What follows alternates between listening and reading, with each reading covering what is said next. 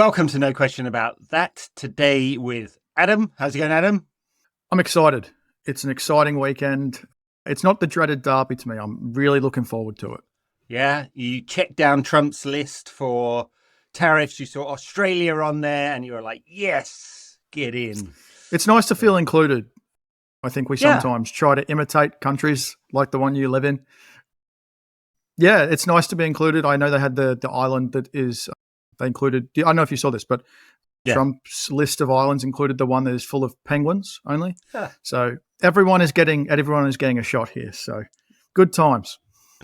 Equal opportunities tariffing. Nice. Okay, today we're going to talk about United versus City and try and put it in some wider context, I think, where the clubs are at, what they need. So United's crisis is we are 13th in the league, haven't won the league for 10 years, are running out of money extremely fast. There are job cuts and ticket price rises and everyone's very unhappy. City's crisis is that they didn't squad plan very well, which is unusual for them.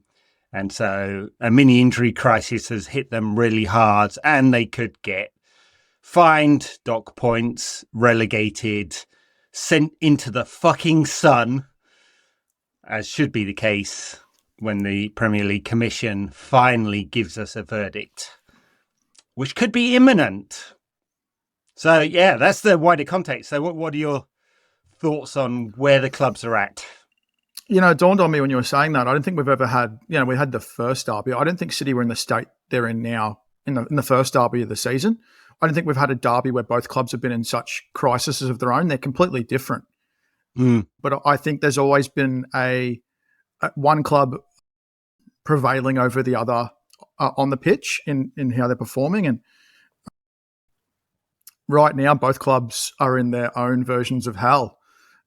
United are at the point where, you and I spoke about this before we started. United are at the point where results and performances must go, the level of performance must go hand in hand now.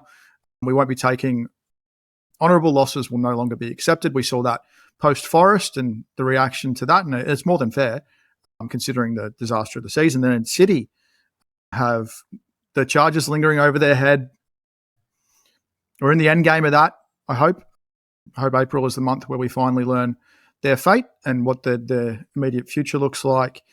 Their squad is not what it was. And I think the style of the Premier League is moving against the way they like to play. And I think it's exposing an aging squad and a squad that lacks the sort of physicality to compete with the chivalrosity of other teams and how they're choosing to play now, that really direct style. Yeah. And so we've never had a derby where both teams are under this kind of pressure at the same time. So I think it makes it really exciting because the fallout will be fantastic. Well, there were a few in the 80s when we were both dreadful, but the pressure was slightly different, I guess.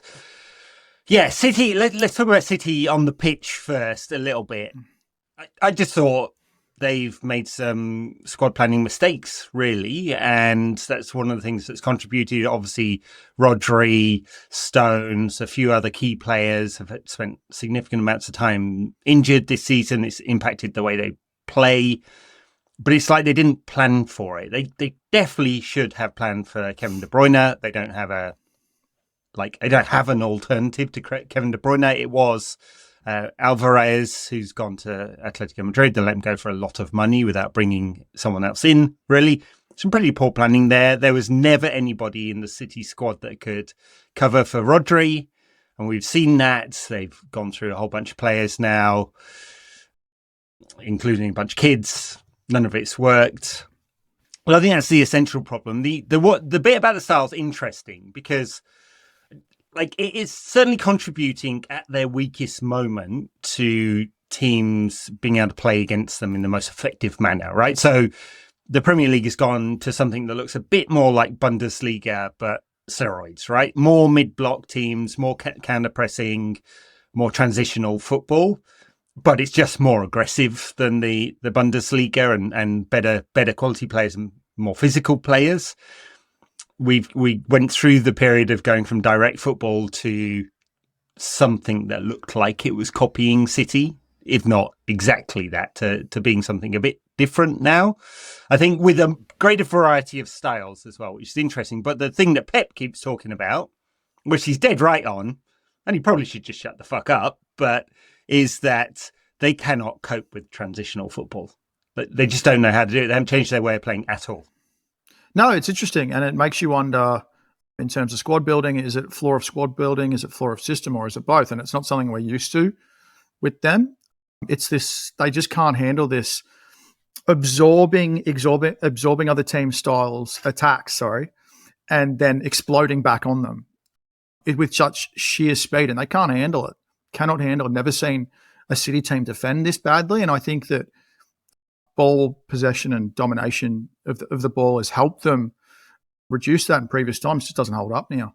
I think that clubs have certainly learnt that imitation of Pep's style, whatever you want to call it, tiki-taka, whatever it is now, it doesn't work unless you have the very best players. We've seen that because it's falling apart with just 1, 2, and 3 injuries. Those key players in the system doesn't hold up so well anymore.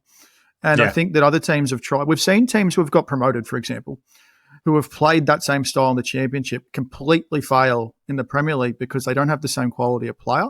So teams have had to find another way to play. And we've got smarter teams. We've got way better coaching than we've ever had across the Premier League. I know we'll argue constantly about the best coaches. It's great social media content every time Pep fails to point out how far he is behind the very best we've ever seen. But right now we're seeing City fail to adapt, and for a long time teams have had to adapt to City. We're not doing that anymore. Yeah. They struggled with the heavy metal football that Liverpool played. I don't know whether teams have learnt from that and done it in their own way, but the implementation of more continental football in England has been really interesting. It's really exciting if you're a neutral observer. It's pretty terrifying if you're a team that's struggling in PSR and trying to compete when you're 13th in the league because you're already falling behind those clubs that have been catching up. Yeah, well, absolutely. Come to United's structural problems in a second. City on the pitch. Nuno said something interesting. Nuno Espirito Santo said something interesting after the United Forest game. He said, it doesn't make any sense to me that you talk about possession and say possession is controlling the game, right? And that's always been true. Mourinho knew this at his height. Like, what did they beat Barcelona on? 20% possessions, less than, I think, Inter Barcelona 2010. I think it was sub 20% possession. Yeah, I think it was 83-17 or something like that. Yeah. Amazing, right? So that was the extreme end. Espirito Santo's always been there, right? His teams have always played like that. I think Forest have done very well. They've maximised their chances of doing well this season by playing in that very specific system and having a lot of athletes who are able to exploit the transitions extremely well. And it kind of plays into what we're thinking about City here, right? Like, there is more than one way to skin a cat. There's more than one way to control the game. And in controlling the game against City often means you don't have the ball, right? You want to control the bits at which they can hurt you, which is the overloads in wide areas, the cutback for the third man run, and the goal, classic City goal, which with some irony is the kind of goal we kind of hope that Amram's team will, with a different system, will start to provide for United. So it's interesting. I don't know, and maybe you have a thought on this. I don't know if United are particularly well set up tactically to hurt City in quite the same way that some other teams have. They've got some quick players, but they're not efficient finishing side at all, as we saw against Forest. The one thing that they can exploit, they've been good with, is when teams do play on the front foot against them, it does open more space. They struggle against the mid blocks because I think they just can't break teams down. Yeah. So when you give them a bit more space, but that said, we don't have the likes of Ahmad to exploit that in the same way they did at the Etihad. What is interesting about what you said and the possession being 9/10 of the law thing that we've sort of known about football for a really long time and that managers have slowly started to figure out, well, that's not true at all, is that, and you said there's many ways to skin a cat, is that exciting football comes in many forms. I know the Forest fans, they certainly are happy about it. Like, they're not unhappy with a pragmatic style that finds its own excitement in just like, look at Anthony Elanga's goal, just a 6 or 7 seconds burst of transition, horrific defending. And it was interesting that the best thing to do in that situation is something that City have done really well for years, which is tactical fouling. As soon as a player breaks into space, you cop the yellow card, you bring them to ground and you reset your defence. And that's why City's defense was so strong, because they were always in front of the ball. Now that they're not able to do that, they're just getting exploited time and again. So I'm sort of curious. I know that at the Etihad, United sort of dropped their principles in terms of how Amorim wanted to play. They played a much different style. It's like how he said, you and I have talked about this before, when Sporting beat City 4-1, Amorim said after the game, can't always win that way. Like, that was a really efficient, ruthless performance. They didn't dominate the ball or anything. It wasn't actually classic Sporting either. So I think it also probably lends itself to the fact that I think Amorim gets called this tactically rigid manager, but he's actually quite flexible. He's quite dogmatic when he needs to be. So, yeah, I think the sort of football they play lends itself to sort of being at United's advantage, but we've seen teams that do like to attack, like a Tottenham, do United in. So it can go both ways.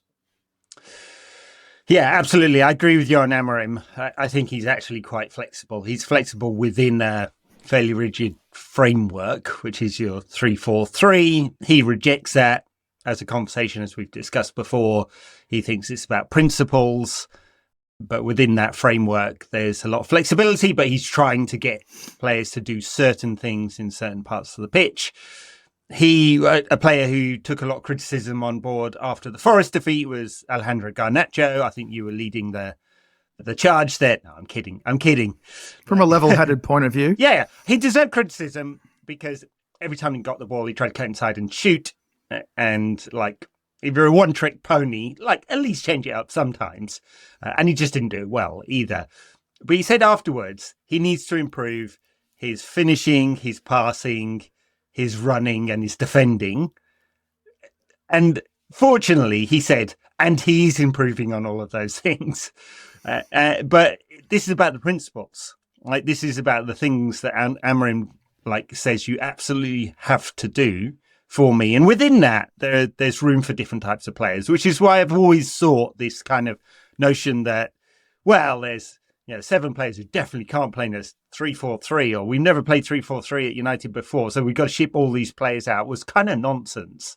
Like, I think he'll be looking for players who can stick to his principles and can perform at a high level within this formation, and he'll be trying to work out what the combinations are that makes most sense for him. And after 6 months of this, he's got a pretty good idea, I think, of what works and what doesn't. And then it'll be on to the club in the summer to try and solve some of those problems for him.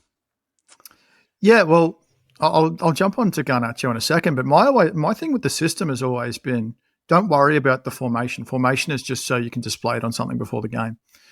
Everyone has their positions, obviously, but it's more about your roles and what your role is designed to execute, your role within that system, and whether you can do it. So it just means, a fullback is more likely to play right centre back because of the less demanding physical nature and attacking nature of the wing back role. The physical demands means Luke Shaw is no longer a fullback. He's a left centre back. Things like that, things we've discussed previously. With Alejandro Garnacho, I think, you talk about the one-trick pony. That, to me, and I talked to you about this before we started, is that to me looks like a player who's tired, who's played an extraordinary amount of football in the last year and a half in particular, with very little rest, that has too much put on him at 20 years old. Like, there is a incredible there, and especially on Eric Ten Hag, there was incredible reliance on him. When he was playing on that right side, he was playing, I can't remember how many games he started in a row. It was dozens. Yeah. So to me, that's one aspect of it. I don't think he's a glove fit for how the team wants to play, but he's also a young, moldable player. And he's shown this season that he can adapt to coaching instruction. It's that he's regressing, a little bit in that. So what I was saying post-game, and I think we have to find the balance, and I'm someone who harps on this constantly, is find the balance between criticism and what borderlines to abuse, particularly with young players, and supporting them through their struggles, particularly someone like Patrick Dorgu as well. He's going to have bad games because he's a raw player still. And he's still figuring out his body and what he's really good at. So, he really struggled in that game. But that doesn't excuse the fact that Alejandro Garnacho constantly ignores him. It's like he's invisible. It's like it's like he can't see the left side when he's cutting inside. He completely ignores what's happening in the left channel. And to me, it's just he was just doing the same thing over and over, that cut inside or that same dribble move, and the defenders were just anticipating it every single time. Never once tried to run outside or anything like that. And that's why I think he better suits the right. I think it's simpler, the demands of him. He can do the same things over and over because it creates more attacking width, especially with less of a presence at right wing back in the team. I think actually makes more sense for him to stay out there right now. At Marcus Rashford's best were times when he was willing to go on the outside as well. Come inside and shoot. That's where he scored the 30 goals in that season. But also go on the outside so the defender can't anticipate, can't close off one channel. And it makes him second guess. And Alejandro needs to be able to do that if he's going to play wide. He also needs to learn when to play the right pass, when not to, when to retain possession, when to play the killer ball, when to go shoot. And it was just particularly frustrating that he kept doing the same thing and it didn't work. Of course, like if he had the finishing quality, which he has occasionally, but not consistently, right? If he's going to cut inside and stick one in the top corner, no one's going to complain. Like maybe the coach will, but fans won't. So this is, but look, he's young players, played too much football for his age, honestly, in a bad team that's been regressing under, 3 coaches now? Maybe more, I'm not sure. At least 3 permanent coaches. And that is not a good environment for a young player to learn at all. Well, look what's happened. I think Højlund and Garnacho are the perfect examples of what happens to young players in this team when too much is demanded of them.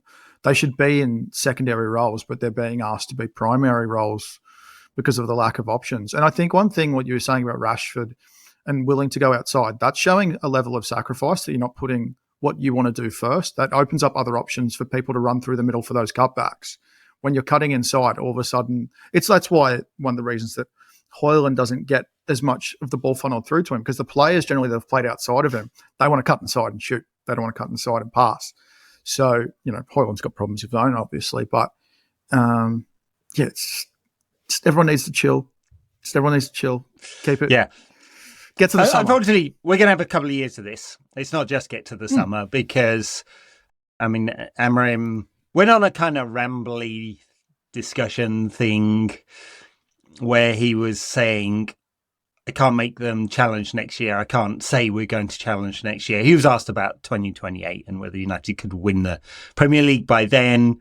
I can't say we'll do it in 2 years. We're going to have some pain. And he wasn't the cleanest of answers, but I think he was trying to set us up to say it's going to be a significant level of inconsistency while we go through this lengthy process of unwinding the most painful parts of our PSR problem, our financial problem, and getting back to profitability so we can kind of spend in a sensible way on both finished product and development players. And we're going to be over-indexing on development players.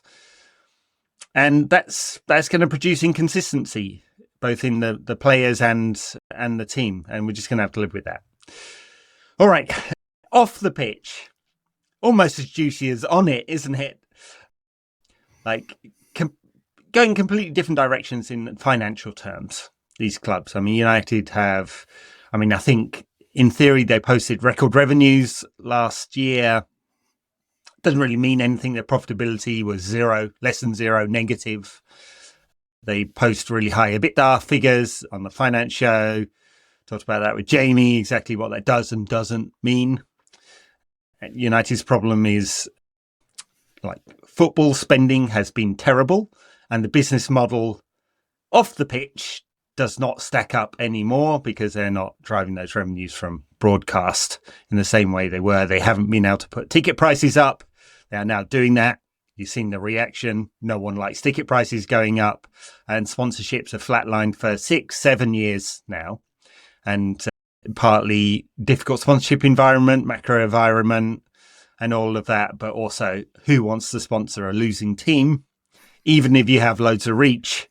So there's that problem. City, on the other hand, just keep posting record revenues. They will do so again this year. They will be hit a bit by having a crap Champions League, but they're going to be at the Club World Cup. That'll fall into next season's revenue, but that's going to provide them just a stupendous amount of money, a Champions League winning season's worth of money, basically, for competing in that pointless tournament. So that's some interesting context. And then, of course, we've got all the charges, the hundreds and hundreds of them against City, which, like, the word on the street is starting to say the verdict is coming real soon. Yeah, that's certainly I would guess you'd call it the smoke signals we're starting to get. I would say that Matt Lawton's PR puff piece he posted on behalf of the people that he serves certainly indicated that we're heading in that direction. It just looks like they're trying to attack from all angles legally. That, to me, does not indicate a club that anticipates a good outcome in the verdict.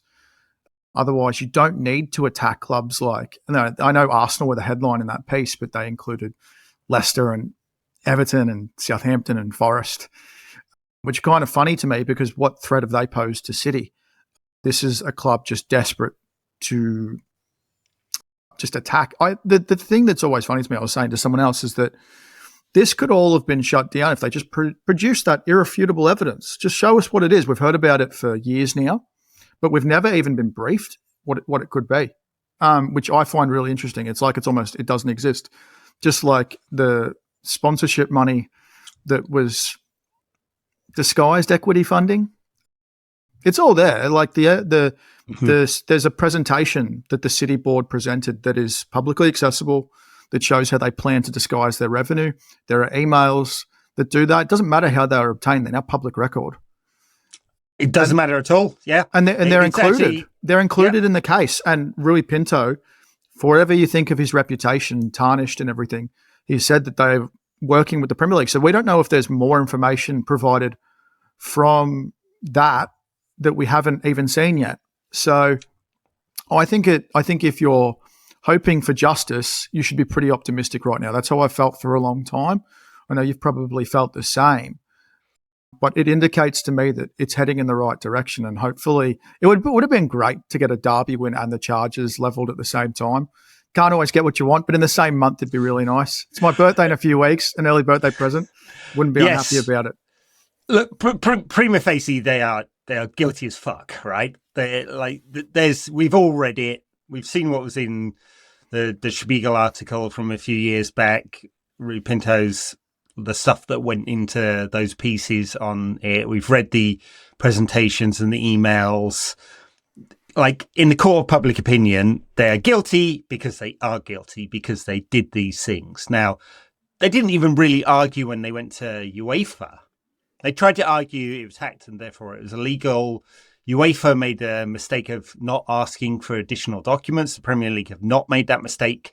Like, UEFA went off 6 emails and then basically caved because they just didn't, like, they time barred themselves out of it, and then they caved, and there are no longer punishments except for financial punishments in UEFA regulations now because they didn't have the money. City have unlimited money for lawyers, as we see. They hide it in the City Football Group account. And they've said that they'd fight it with every, I think it was MBZ who said it himself. Yeah. Rather spend $50 million on the world's 50 best lawyers than give 1 inch. And that's exactly what they've done. So prima facie, they're guilty. They're also going to be found guilty of not cooperating. As far as, like, we all understand. That's the obvious. That's the obvious, right? So I think it's about 35 of the charges. It's just whether I think it's about the 54 charges on the equity funding and the fake sponsorships. Those are the most brutal ones, and the things that they couldn't get in trouble for at CAS, they can get in trouble for now. The time bar, none of that applies here.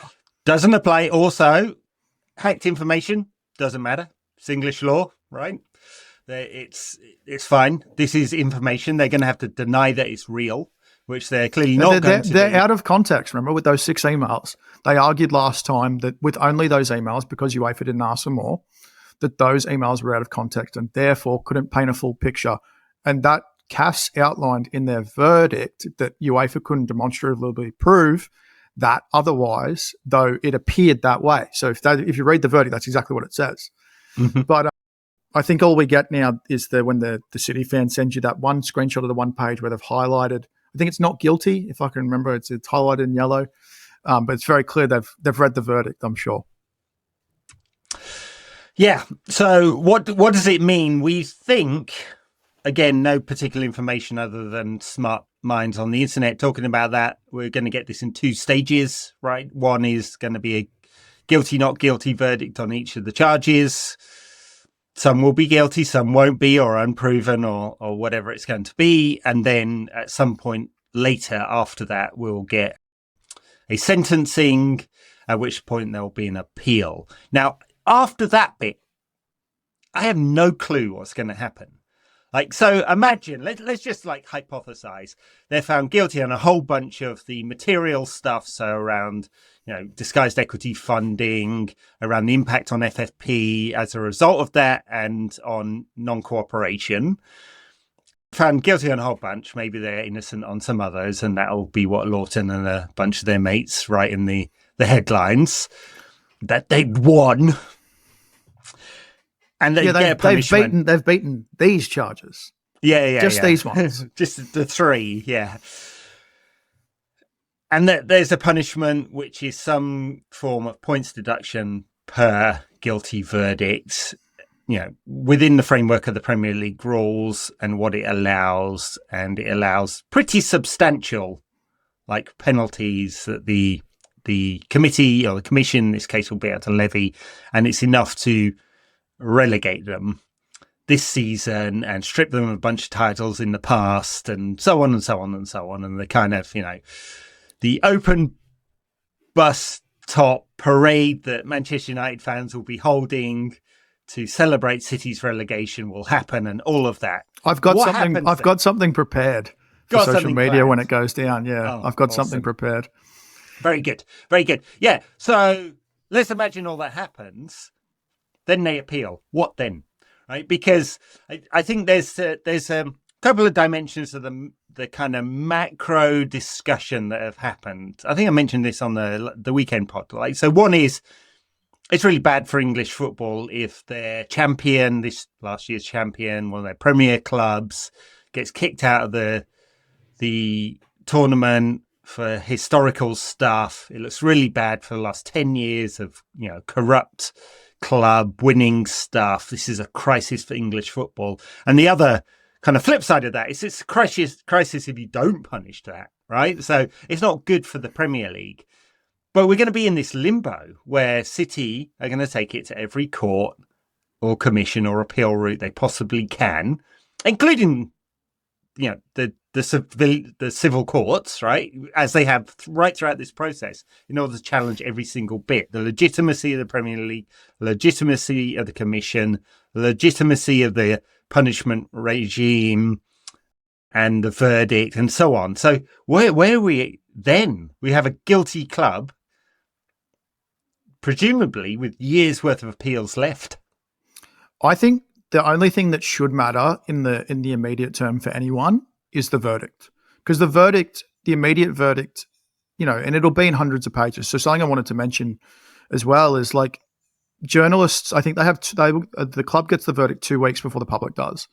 So in those 2 weeks, they'll do their briefing, and journalists will write favourable stories. Yeah. And what we'll get in that to me is those will be the last of those smoke signals before we know the verdict's definitively coming.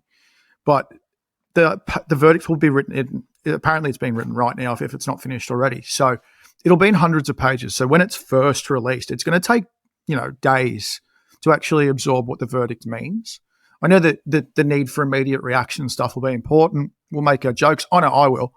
But it also, there'll be a lot of context to wade through to understand the findings and, like, the context of the findings, what they've actually been found guilty of. But that is the most important part to me. I don't care. Like, I'm not sure how you feel. I don't care about awarding titles or anything like that, because it's all done and dusted. It doesn't mean we got to celebrate at the time, for the seasons where United finished second. It means nothing to me. But I don't care if the titles are stripped, because to me they've been covered in asterisks for years anyway. Yeah. I think the court of public opinion is already quite against them. I'm curious, because I've always had the long-held belief, and you're the same, that they're a sports washing plaything. It depends to me, the extent of the appeals really depends to me how it reflects on Abu Dhabi, how the verdict and the context of the verdicts reflect on Abu Dhabi and MBZ himself, and then what a civil case would look like for the UAE to wade into. I think that will have an effect on how City or the UAE, however you want to look at it, carry out their business. Yeah. I think there'll be some form of appeal. But I think, obviously because the Premier League is a breakaway competition from the Football League, they can't just send them to the National League or anything like that. So we've joked about it, but obviously it's not going to happen. The weight of the punishment, I would imagine, will be heavy enough to immediately relegate them. But that limbo that you talk about, that's something none of us can pretend to know about because we don't know how far they'll take it. There's always, I think there'll be some sort of appeal, but you can't, it's hard, right? Because you would have to be very confident that they wouldn't be able to sue if the immediate penalty is going to be handed down. So next year they're not in the Champions League because they're in the Championship.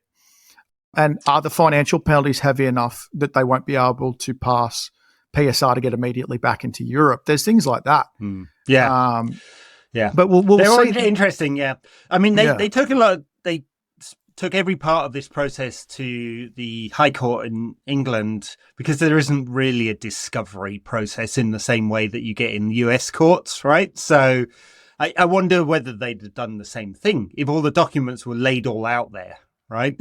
I don't know whether that would have been the same at all. I'm not a lawyer speculating, but it is very closed. There's not, you can have press in there, but there's no cameras. It's a very closed environment for them to make those challenges, which is why all throughout this process, we've only got certain amounts of information coming out of that. Yeah. So I don't know whether there's a kind of, given it is a PR exercise, it's not an investment exercise. Like, it doesn't matter how much you dress it up. It's a tiny, tiny, tiny fraction of the UAE economy or the sovereign wealth fund, right? It's not about making money. So the calculation would be: is there more embarrassment to come? Is it worth it?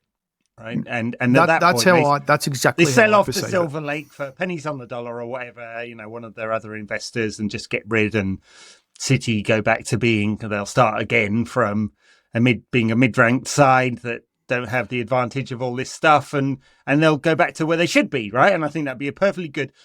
What I would like. And unfortunately, we're not going to get, because the UK government, both the Labour Party and prior to that, the Conservative Party, have indicated this, is that in the football governance bill, they will say no state ownership or quasi-state ownership, no related parties could be a state, because that is too skewing of the market, right? It distorts the market too much for this to be fair competition, and you get non-private market incentives coming into the game, and it's just dangerous for the game overall. Unfortunately, they didn't do that. In fact, they did the opposite and created a carve-out, which is a real shame. Maybe they will self-immolate the UAEs and go, no, we don't want this anymore. They're not owned by the UAE, didn't you hear? That's what the City fans tell us. Of course. That's sorry. Neither are Newcastle, even though they're doing I forgot. Yeah. Private owner, Sheikh Mansour, who just happens to own 100% the holding company, and the holding company just happens to be owned 100% by the Sovereign Wealth Fund, and the Sovereign Wealth Fund just happens to own 70% of their primary sponsor, who didn't pay the money. So, I don't know. An amazing series of coincidences for a company that's not state-owned. Now, Ed, if Sheikh Jassim comes back and buys Manchester United, will you be doing paid promo to travel to Qatar, like those Newcastle content creators did this week? I think it's Thogden, I think his name. I don't know. And Adam Pearson. They were doing those. They were so cringeworthy, those setups. It was so bad. Hey, look, I find it bad enough doing adverts on this. The real party, when United are back, the real party will be in Qatar. That's what we'll be saying. I've been to Doha. Yeah. For very different circumstances, but I don't think I could do that. No, I had to do quite a lot of reads to do some host-read ads on which is our new ad partner. Very sorry, everyone, for flooding you with adverts. It's not like I'm doing a boondoggle for a state that has a human rights record. We're not flooding it with like Bet365 Well, we did handicaps. get some We're not betting ads talking, because but no, but I we're didn't- not I didn't get talking to it. We're not defend that. changing it to like, talking about the spreads of the game and things like that. It's not becoming a betting podcast. It is. There's ways you indeed can still not. go about it. That's just the Yeah. reality of it, Yeah. unfortunately. Don't gamble, folks. It's extremely damaging to your health. And What was the percentage you said to me when we talked about it a few weeks ago? The percentage, the top 6%? Yeah, top 6% provide 90% of the industry profits. Yeah. Yeah, that hurt my feelings as a likely 6% once upon a time. Anyway, can I ask you, go back about the city stuff? How have you always felt about the historical stuff? It taints, half of the last decade and a half of football. It taints the whole lot. So do you care about the stripping of titles? Do you care about how that's perceived in the history books? Or is it just is the asterisk enough?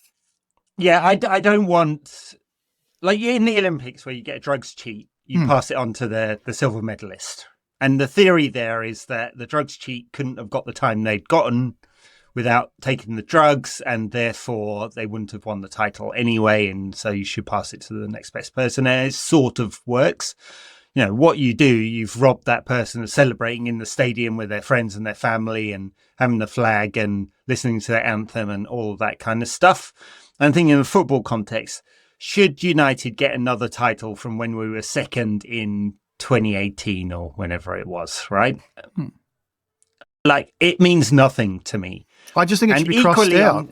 It should just be vacated, I think. Yep. So forevermore, Manchester City's name will not be there, but they'll know. But they live in disgrace. I love it. What it won't ever do is take away the moment from the City fans, which is unfortunate. You can't do that, right? You can't wind back the clock. Yeah, I've heard that a few times from them. And, 93-20 doesn't happen because you're like, well, you cheated in that season, so we're going to take that moment of joy away. You can't take it away. They'll always have that.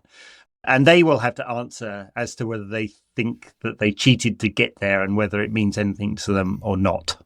The knowledge is enough, I think. I think, like, the way I perceive it, metaphorically or whatever you want to call it, in the history books is just a big black marker through it. No one else needs the title. It's like you said, we didn't get to share those moments.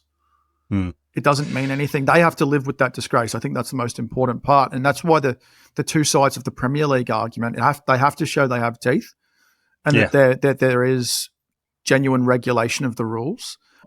It was interesting to see that we finally got some candidates for the regulator role as well this week. Hey? No, I think someone with a hand up their arse will be running that role. But yeah, it's funny timing considering what's happening with Barcelona right now, and it's funny how their rules work and getting to that €1 billion revenue mark, and it's also interesting how quiet Real Madrid have been, because it's in their best interest that Barcelona don't get punished, in my opinion. Yeah, they need competition. They need that football pyramid for Liga to stay number 2. They need the pyramid to stay the way it is. Absolutely. Look at what has happened in France, where you only get one team, basically, except for extraordinary seasons. Paris Saint-Germain will win the title from here until the end of time because no one else can compete with that. And their TV contract, it is non-existent because who wants to watch a sporting competition when there's no peril? And that's what will happen to La Liga if Barcelona punish too severely. When I think about that, I think about the incentives to punish City because of the parity that exists in the Premier League. If you want to promote the Premier League as the best in the world, it's not necessarily about the elite clubs. It's that anyone can do it because of the money available. You can build yourself up into something real. All of a sudden, you can become Aston Villa and be in the last 8 of the Champions League. You can become Forest and be third. Yeah, that's the advertisement for it. Yeah, and the extension of that is that the league as a whole will not be weaker for the lack of Manchester City. It'll be better. They didn't exist before. They won't exist again. I mean, they did exist. Leicester won the most miraculous title amidst all their cheating and all their success. Yeah. Admittedly, it's a transition season, much like this one. Doesn't take away what it meant to the Leicester supporters. So I think you've got a heavy argument in favour of what it can provide for others. And also, alternatively, what their cheating and success has done to clubs who have been relegated as a consequence of their existence, managers, players whose careers have been affected, Not that like you're going to have all these legal suits and stuff. It'll be interesting to see also the other fallout aspect is clubs taking action against City and financially it could just cripple them from a revenue standpoint to have to pay compensation to other clubs because there's going to be the majority of clubs. I imagine it would have to be a certain amount of them. There will be clubs who are incentivized not to go for compensation because of their own situations and their own ownership, who are in bed with City. But, City attacked Everton and they were supposed to be part of the blue cartel together. So who knows? Well, yes. I mean, there will be other clubs that go after them for compensation, as Sheffield United and West Ham came to an agreement all those years ago around Carlos Tevez and that impact that had. So that was about £20 million, we think. Not disclosed, but that has been the reporting. Obviously, so many years later, the value of that alone, if you just inflate it by the TV not a small amount today. Well over 100 million, right? And times that by the number of clubs that feel aggrieved by City's cheating, then you could come to a really big number. I mean, City, of course, if Abu Dhabi stays around, I think it's fair enough to say would fight that tooth and nail through the courts forever. So there'd be that. All right. I guess that is some wonderful context ahead of the derby on Sunday. Come on, United, for fuck's sake. Give us a performance and give us a result. What do you think? What's your feeling? I'm not feeling that confident, mainly around our inability to create good chances and finish them. If we had a bunch of speed merchants, as we've had in the past, with a bunch of people who want to make those late runs into the box, like the kinds of players that we know hurt City at this particular moment, I'd feel a lot more confident. I'm not sure we do have that. But there you go. So not super confident. Get through it with no injuries. Do not lose going into Lyon. We need that momentum. The side is such a confidence, momentum-based side at the moment, the squad, with how brittle they are, maybe mentally. And, there's an issue with Matthias de Ligt as well that's a little bit worrying that Ruben Amorim spoke about overnight. I'm a little concerned, but I'll never say that we're going to lose a derby. So bring it on. Bruno to have a big one. All right. Thank you, Adam. Thank you. Thank you, listeners, viewers, wherever you are. Leave a comment. Leave a review on whatever platform you're on. It does help our distribution. Thanks a lot. Bye now.